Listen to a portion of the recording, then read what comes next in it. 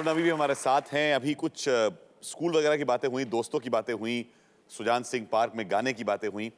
मुझे लगा कि कोई शायद एक व्यक्ति पीछे मिसिंग था, तो जरा सा उनको भी यहाँ पर सुन लेते हैं। उन्होंने जो कहा है वो बात आपके साथ शेयर करते हैं। I'm sorry I'm not there but सब लोग वहाँ आए हुए हैं, दोस्त यार फैमिली, और सरदार पटेल फैमिली से मैं मिसिंग हूँ, तो I apologise for that and I hope you have a great life and keep enjoying. Thankfully अब तेरी शादी हो गई है तो हमारी गर्लफ्रेंडों से दूर रहेगा, नहीं तो उन पे आंख रखता था। वैसे तो तू छोटा था लेकिन हमारी क्लास की सब लड़कियों पे आंख रखता था। बीवी को कहना चाहूँगा तेरी कि इस पे कंट्रोल रखे, क्योंकि ये आदमी बहुत डेंजरस है। इसको स्कूल में मैंने देखा हुआ है, तो जितना भोला दिखता है ये उतना भोला है। Now you know कि मजाक चल रहा है जब जड्डू ये बोले कि इसके ऊपर कंट्रोल रखना है। भाई साहब ये क्या हो रहा है? सारे दोस्त वगैरह तो मिल लिए हैं, परिवार वालों के बारे में बात कर रहे हैं। For many people their parents are their inspirations. आपकी क्या रिलेशन रही है? My relationship with my parents,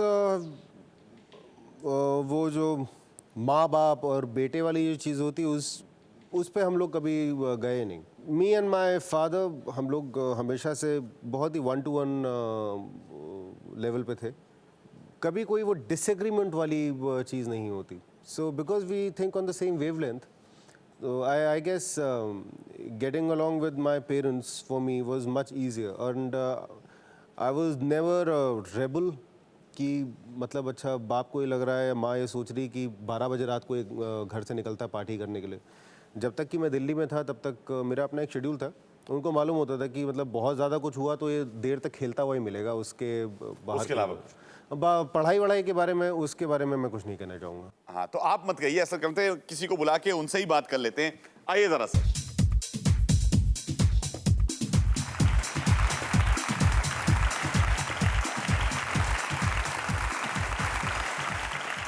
thank you very much sir, आने के लिए बहुत बहुत शुक्रिया। आइए प्लीज। अरे मिल गया ऐसा ना? हाँ।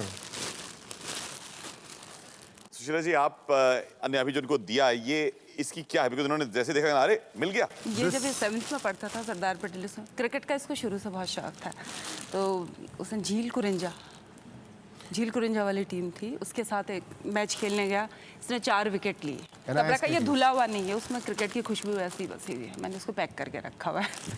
तब से पैक करके रखा हुआ? जी हाँ, ऐसे लेके आएंगे बस। तो एक चीज बताइए कि इनके इतने शौक थे, क्रिकेट भी खेलते थे, गाने भी गाते थे, इतनी सारी चीजें करते थे, ये सब में आप क्या चाहती थी कि ये क्या करें आगे बढ़? तो मैं सच बताऊं, मैं ये चाहती थी कि किसी तरह से ये ग्रेजुएशन कर ले अपना।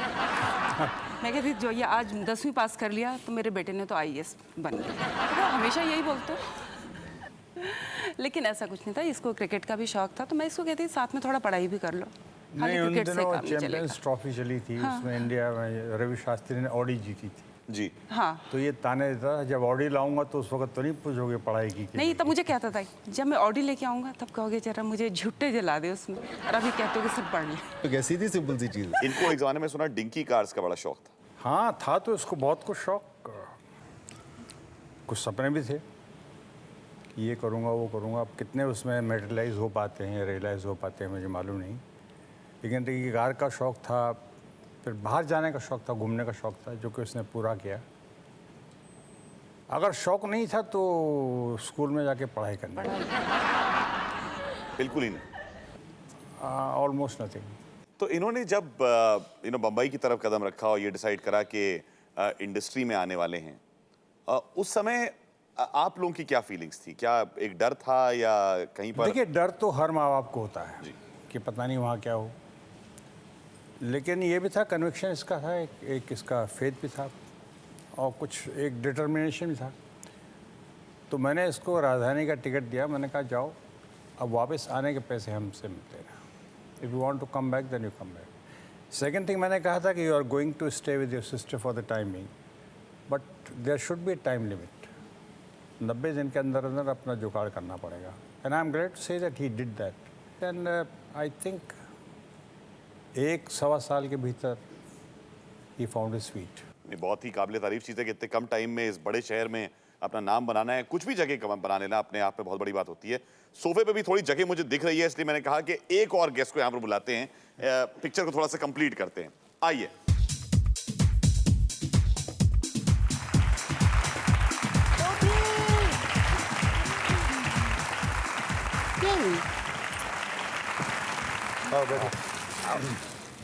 अलका आप बताइए, बिकॉज मम्मी डैडी से तो बात मैंने थोड़ी कर ली है, इनके बारे में बताइए, बिकॉज यहाँ पर अभी थोड़े से चुप हो गए हैं। आई थिंक क्योंकि आउट ऑफ रिस्पेक्ट होता ही है कि माँ बाप साथ में बैठे हुए हैं, पर नहीं जी, ऐसा कुछ नहीं, मौका दे रहा हूँ। मतलब आप मुझसे पूछिए कि स्कूल की शिकायतें चाहिए कि बाद की आप बस शिकायतें शुरू करिए और चाहिए। बोलती जाइए। वरुण और हम एक ही स्कूल में थे, सरदार पटेल में थे। तो मैं घर आके अपनी माँ को बहुत ज़्यादा मैं खींच जाती थी। मैं बोलती थी देखो, कोई भी इसकी टीचर सामने से आती थी तो मैं कन्नी काटने की कोशिश करती थी। मुझे पता था वो मुझे पकड़ के इसके बारे में कोई बोलेंगी, कुछ भी बोलेंगी, जैसे वही पढ़ता नहीं है, देखो प्लीज़ बोलो पेरेंट्स को ध्यान दें, ऐसा कुछ कुछ कुछ। और मुझे लगता मुझे बोल के क्या होगा, इसको बोलिए ना।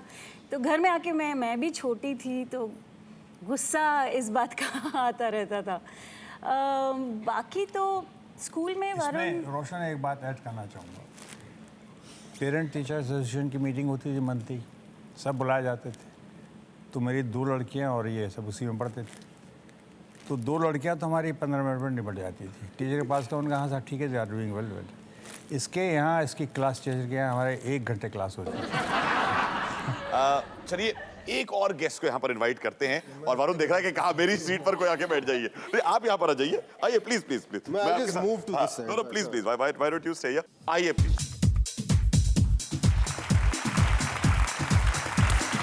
हाय Kalindi, how are you? Very well.